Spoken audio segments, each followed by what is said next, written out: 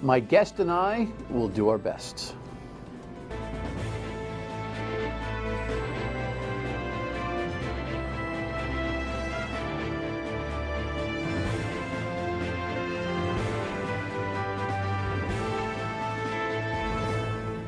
The Dan York State of Mind program is brought to you in part by Lookout Rhode Island and Takeo Comfort Solutions. So I'm going to let you in on a little secret that I tell the Friday audience, which could be you too, I hope it is. We tape our Friday shows on Thursdays, so we tape 2 shows in the early afternoon on Thursdays. Single show Monday, Tuesday, Wednesday on a normal schedule, and 2 on Thursday. 1 for Thursday, 1 for Friday, because we don't do production on Friday. I was trying to figure out, all right, do we do this Mueller thing in the Barr press conference and the whole thing for the Friday show? No, because it's going to be so obsolete by that time with all the information pouring in. Let's try to stay contemporary on the Thursday show. So we tape in the early afternoon. I don't know how many pages you got through. My guess is it's all a headline and a soundbite, which I tweeted today and will explain. But I know that my esteemed guest has gotten through at least 100 and has seen most of the coverage. And I trust his instincts on these things. Joe Cammarano from Providence College, our political scientist, is here. And so let's dig in. Here's the headline. And here's what we had from the network at midday. Attorney General William Barr has released a public version of Special Counsel Robert Mueller's long-awaited report on Russian interference in 2016. According to the report, the president said, "This is the end of my presidency," when told that a special counsel had been appointed. Barr spoke this morning before releasing it. We now know that the Russian operatives who perpetrated these schemes did not have the cooperation of President Trump or the Trump campaign. Barr also concluded there was not enough evidence to establish that the president committed obstruction of justice. Mueller did not reach a conclusion on that question, and CBS News has learned the special counsel's team was split. The White House fully cooperated with the special counsel's investigation, providing unfettered access to campaign and White House documents. President Trump reacted to Barr's conclusions with a Game of Thrones-inspired tweet that says, "Game over." I'm having a good day, too. It was called No Collusion, No Obstruction. The Justice Department says it plans to provide a limited number of Congress members with a copy of the report with fewer redactions than the public version. But Democrats are not satisfied. House Judiciary Committee Chairman Jerry Nadler is demanding to see the full report, saying this is about transparency and accountability. It's outrageously irresponsible. It shows that the Attorney General is biased. Democratic leaders are calling on Robert Mueller to publicly testify about the report's findings as soon as possible. And Mueller, I should say Barr today, said he had no problem with Mueller testifying. So that would be a green light in part, whether Mueller wants to, but then they could subpoena him, and I don't think he wants to be subpoenaed. He's going to have to come pretty voluntarily, so to speak. Sure, I think that's right. Welcome, my friend. Thank you for coming. At recording time, you've seen more than I have. I have my own stuff on this. So let me just start with a premise that I thought was true when I tweeted it. Can we put my tweet up full screen? I generally don't refer to my own tweets, but this is what I wrote while Barr was speaking and just after he was done. Weak reliance on headlines, meaning America. In sound bites, won over media opposition, meaning all the hand-wringing last night about Barr having a press conference before getting the report. He creates a transparency process, but I thought he protected it by thinking, perhaps correctly, we'll have to see, whether America would just rely on his commentary, unfiltered, and the headlines about it. Like he threaded the needle in a strategy to get ahead. Even though the media was saying, you can't thread the needle and get ahead with a strategy, he did it anyway, thinking that there would be some unfiltered get through to America, because America, by and large, ain't going to read the report. Well, What do you think? my best guess is a lot of Americans will read the report. The vast majority won't. Right. Well, the vast majority gets you reelected. The vast majority impacts whether Congress has the temerity to move forward on impeachment. What I think Barr and the administration has been doing is trying to get ahead, because this is the only point at which they'll have any ability to control the way we see it. And so they're trying to set the agenda. They're trying to frame the conversation from here on in. Did you say Trump or Barr administration? I said Barr and the Trump administration. So you already, Mr. Political Scientist, you have convinced yourself that Barr is an agent of the administration in this context. Well, no, I think from an institutional perspective, he is. He's the appointed Attorney General. A constitutional or institutional perspective? Both, actually. He's a member of the executive branch. His boss is the president. The president does have sway over cabinet officials, and they do the bidding of the administration in that executive department. So you got to expect that Barr is going to be an advocate for the president's position. But there's within the confines of law, by the way. Right. But the confines of law and the culture and the expectation for this on the part of the Attorney General when the heat's in their own kitchen is what everyone is so flummoxed about. Well, go back to Watergate, and the AG says, I'm not doing that, blah, blah, blah. I mean, that's what I think the current expectancy has, I don't know what the expectancy is, but the desire of, I think, most fair-minded people would be that we would get an AG who is perceived to be at least more than arm's length on this matter. I have mentioned this before on this show, that there's this non-unitary executive theory that Jack Goldsmith, who was in the Bush administration, has posited. And this is an example of that Barr is the advocate of the president, but he's also the Attorney General. He's also an attorney. He has dual loyalties, and so he has to balance those loyalties. So he stays within his legal restrictions, but he also has to stay within sort of the confines of being an appointed member of the Trump administration. And I thought he actually is balancing those. You got to expect that he's going to try to do what the president orders him to do, and the president clearly orders people to do things.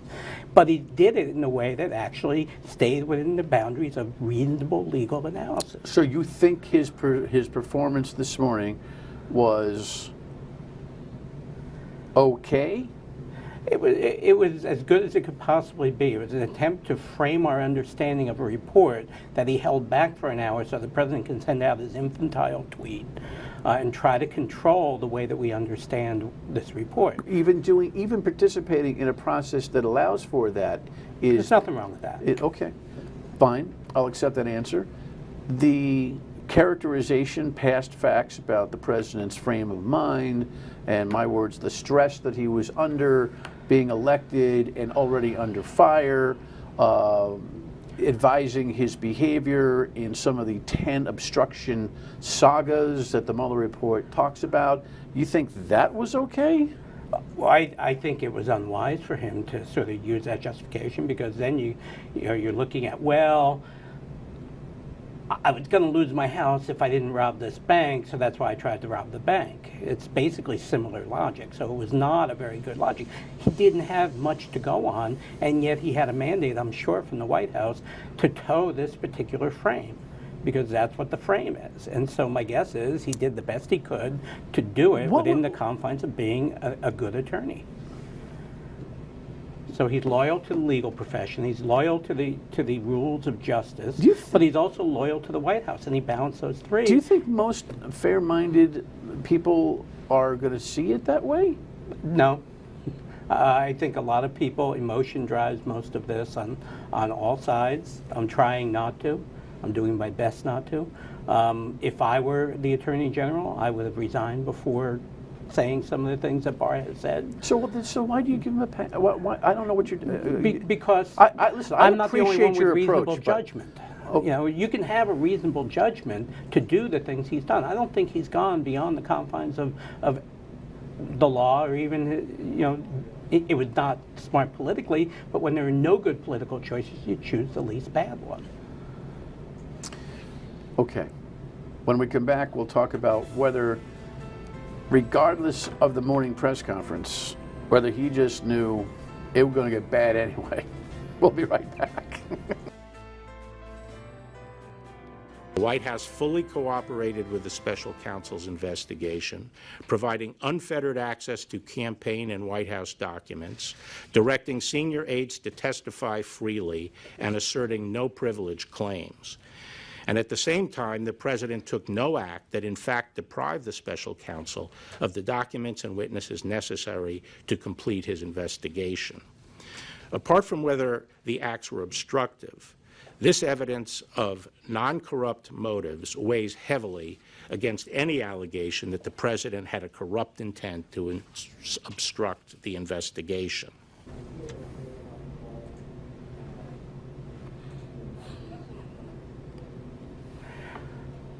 He read. To your point about him doing an adequate legal job today,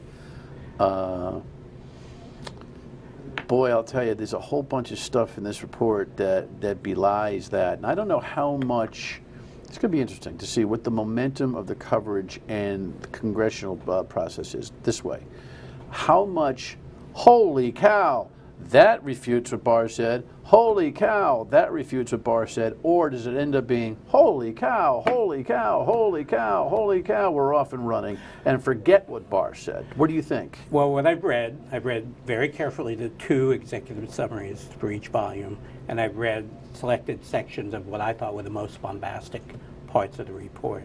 And I think that it's going to be holy cow, holy cow, holy cow, and that William Barr is not going to be the center of that focus. It's going to be, they did what, he did what, and such as? Well, you know, the idea of collusion, which is not a legal term but actually a conceptual term, collusion is all over this report. It's unequivocal that if there wasn't literal criminal cooperation, there was an attempt at that.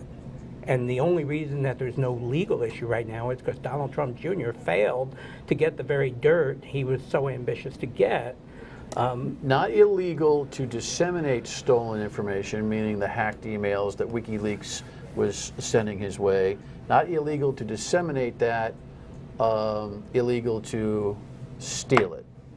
So that's one of that was at least a preliminary understanding of what I thought the Mueller report said this morning. Well, sort of. It did say that, but it also spelled out a narrative that Trump Jr. was very active in coordinating the meeting, knowing full well what the meeting was about. And then in the meeting, actually tried at least twice to get the damaging information, which shows a little more than simply standing by passively saying, you know, if you give me stuff, I can use it without breaking the law. Right. Well, yeah, we're here for a purpose. Let's go. Cough it up. That kind of thing. All right. So that's, Joe, you told me at the beginning of this that there were 3 things that were in your mind about this. Sure. Drive it for me. All right.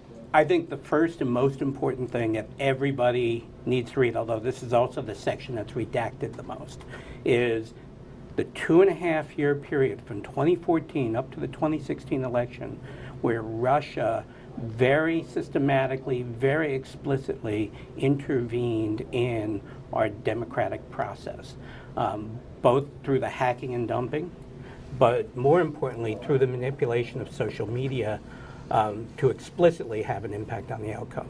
I think that to every American, regardless of what you think about whether or not this is evidence of anything else, should be absolutely focused on that.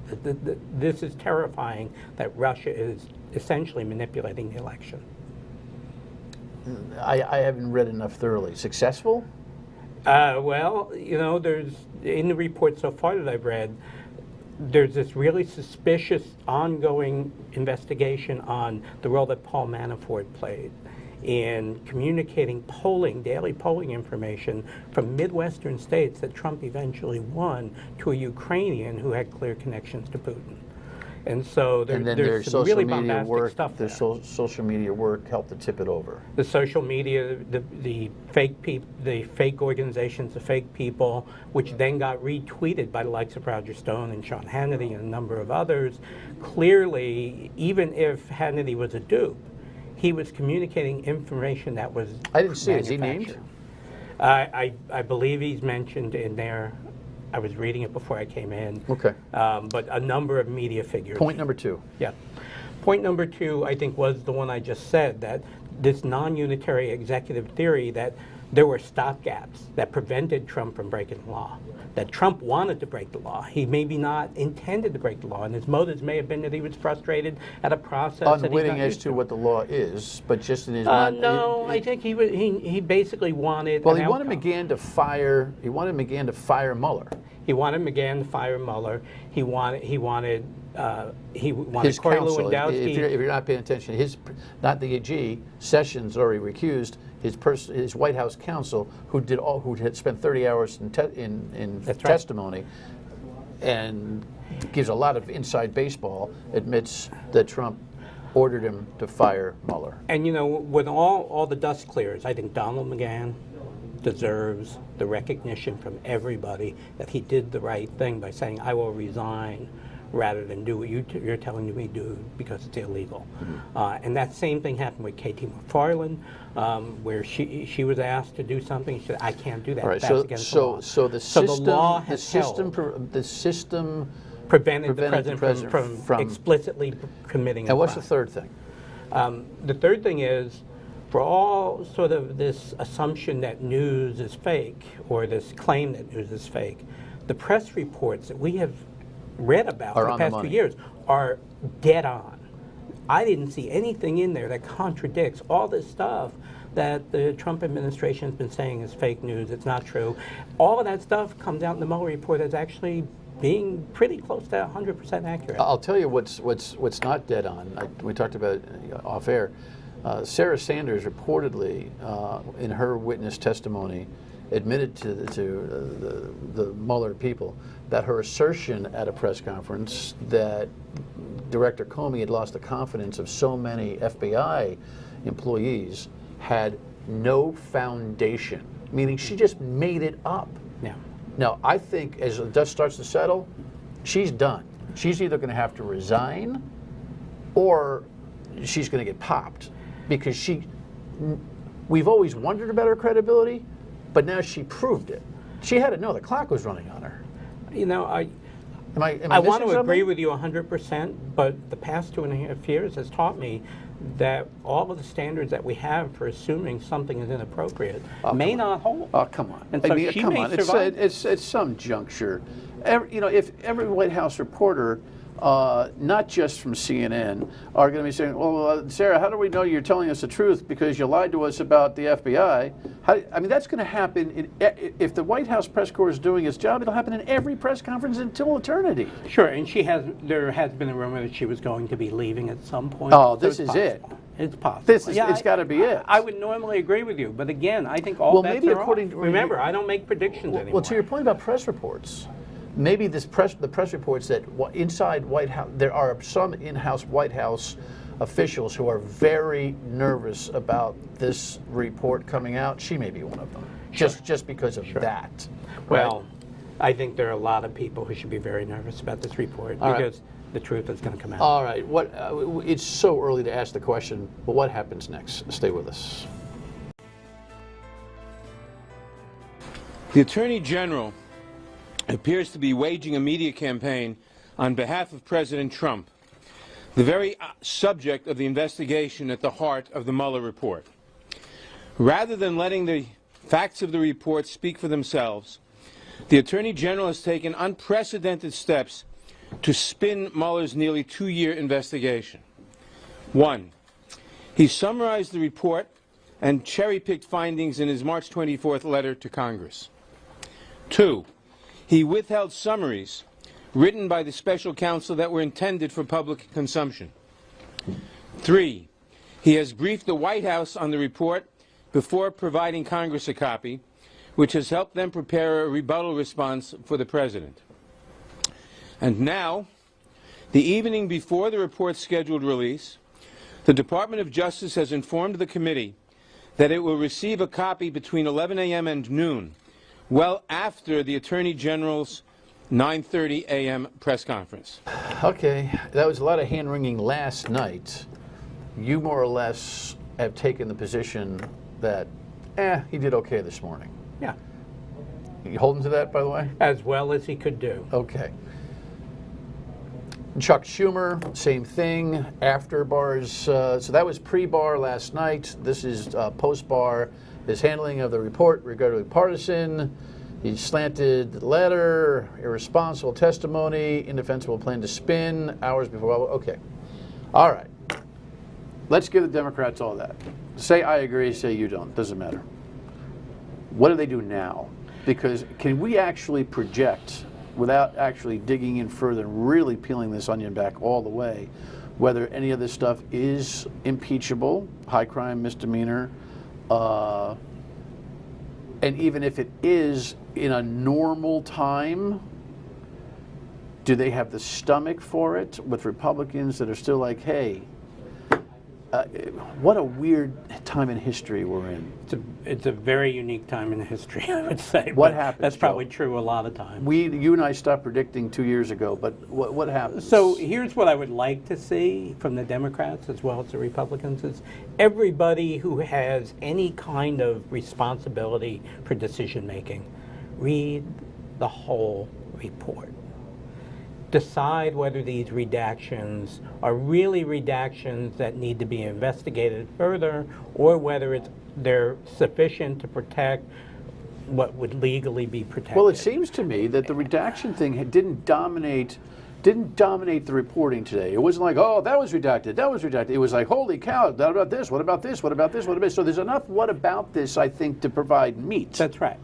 And I think what needs to be done is we need to figure out what is in the report, what it means, how to deal with the Russian interference, which I'm sure is happening right now as we speak on the next election, and work together. That's probably not going to happen. The Democrats don't have any power, so they're going to spend most of the time in the House investigating.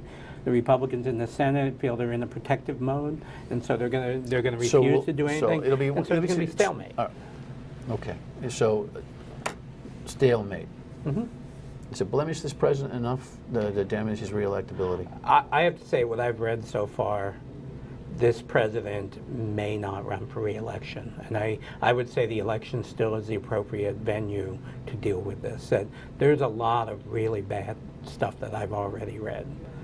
Now, I looked for the juicy parts, but it's not good. It's not good for President Trump. I only have 30 seconds. You want to give me one piece of evidence? Well, I think his consistent attempt, even when being told that it was not legal to do certain things or to issue certain commands, his consistent attempts to do so showed a willful intent to obstruct justice. It didn't happen because of the people around him who protected him from being essentially a lawbreaker. Will that get any play on Fox News? I don't know. We'll see. It's possible, but we'll see. I hope we all think like Americans. All right. It's a fluid situation. Thank you, sir. Final word and we come back. This is just going to be really interesting to see. I'm interested to see how many people, just in my walk of life and yours, will actually spend the time to read as much of the report as is reasonable, or whether we rely on headlines and sound bites. It's kind of what we do. Will we change? See you on the radio at 3 tomorrow on WPRO, and back here tomorrow night on the Immigration Sanctuary City thing.